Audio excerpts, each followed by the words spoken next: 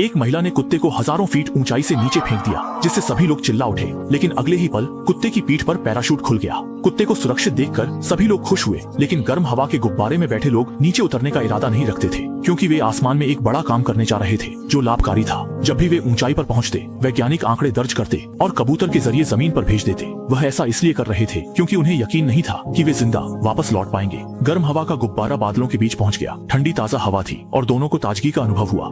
इसी समय सामने के बादल काले स्याही जैसे गहरे हो गए और बिजली की चमक भी दिखाई देने लगी। महिला के चेहरे पर बेचैनी झलकने लगी, लेकिन अगले ही पल गुब्बारे में झटके लगने लगे। वह तैयार नहीं थी, बस मजबूती से टोकरी को पकड़कर बैठी रही। लेकिन पुरुष की नजरों में उपकरण की सुरक्षा थी, उसे अपनी जान की परवाह नहीं थी। यह देखकर महिला को मजबूरी में आगे बढ़कर उसकी मदद करनी पड़ी। लेकिन तभी एक तेज आंधी ने दोनों को गुब्बारे से बाहर फेंक ही दिया। वे रस्सी पकड़ पाए। चूक होती तो उनका शरीर चूर चूर हो जाता, लेकिन डर होता है जो सामने आ ही जाता है।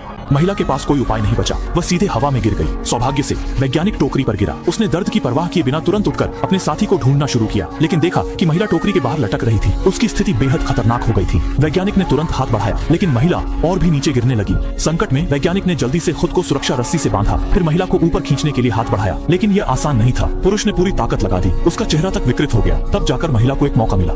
मुसीबत पूरी तरह आने से पहले वे आखिरकार फिर से टोकरी में लौट आए। दोनों जमीन पर लेट गए, थक कर हाँफने लगे और लालच से ताजी हवा में सांस लेने लगे। लेकिन उन्हें खुश होने का वक्त नहीं मिला, क्योंकि गर्म हवा का गुब्बारा कभी भी गिर सकता था। लेकिन महिला ने नीचे उतरने के बारे में सोचा भी नहीं, बल्कि लगातार बालू की बोरियां नीचे फेंकने लगी ताकि गुब्बारा और ऊपर उठ जाए और वे तूफान से बच सके। ये हरकत निस्संदेह पागलपन थी। खुद उसे भी भरोसा नहीं था। वह बस सुरक्षा रस्सी को कसकर पकड़े रही और दुआ करती रही कि तूफान जल्दी खत्म हो जाए। पता नहीं कितना वक्त बीता। एक किरण धूप दोनों के थके चेहरों पर पड़ी। उन्हें थोड़ी गर्माहट महसूस हुई और आखिरकार उनके चेहरे पर मुस्कान आ गई। मानव जाति का अंतिम सपना सितारों व समुद्रों तक पहुंचना है। आसमान जीतने के रोमांच का आनंद ले रहे।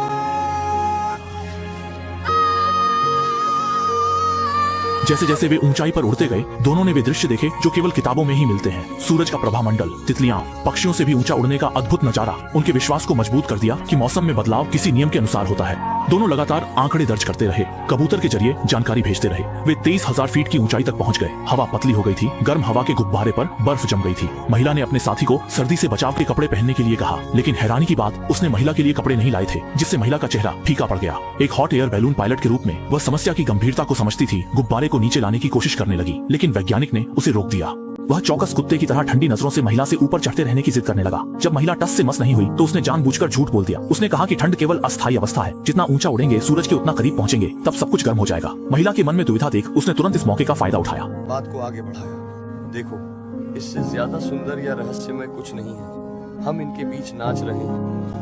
महिला खुद में साहसी है। उसका दिल आसमान की ओर आकर्षित होता है। आखिरकार उसे मानना पड़ा। जैसे ही रेत जमीन पर बिखरती है, हॉट एयर बलून तेजी से ऊपर उठने लगता है, लेकिन समय के साथ गुब्बारे पर बर्फ